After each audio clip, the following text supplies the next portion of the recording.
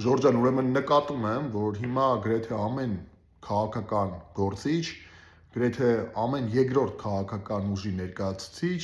խոսում է նրա մասին, որ պետք է թոշակները բարձրանա, բայց ինչ են ասում են թոշակները պետք է բարձրանա, որտեվ մի խոսքով մենք պետք է գանք, հա, մենք գանք, Ժորժան, 50%-ով կբարձրանա թոշակները եւ այլն, այն հեքիաթները, որ 30 տարի մենք լսել ենք, որ հեսա մենք կգանք, էս կլինի, հեսա մենք կգանք, սարեր կլինի, հեսա մենք կգանք, այս կառավարությունները էր ասում, կգանք կարմիր գծերը կհանենք, կգանք կամերաները կհանենք, կգանք վարկային տոկոսները բան կանենք, սաղ կջրենք, վարկերը եւ այլն, կգանք վարկային տոկոսադրույքները սաղ կնվազեցնենք, կգանք մի խոսքով թոշակներ, աշխատավարձներ շատ լավ կլինի ոսկե սարեր։ Արդյունքում տեսնում ենք, որ ինչ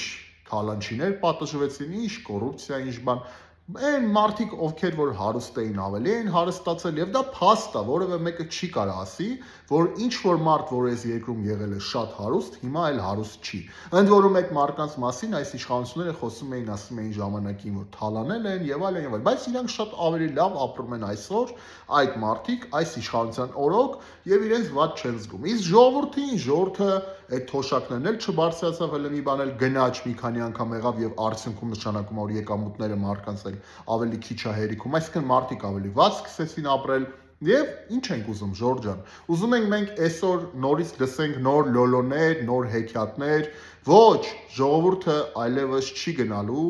ստից խոստումների հետևից։ Ես ուզում եմ որ ժողովուրդը ոտքի կանի եւ իր կամքը թելադրի, ասի ոչ թե Նիկոլ Փաշինյանը պետքա հեռանա եւ գա ինչ որ նոր մարդ, որը կխոստանա ոսկե սարեր ու կգա էլի հիմա իրանց թիմը լավ կապրի,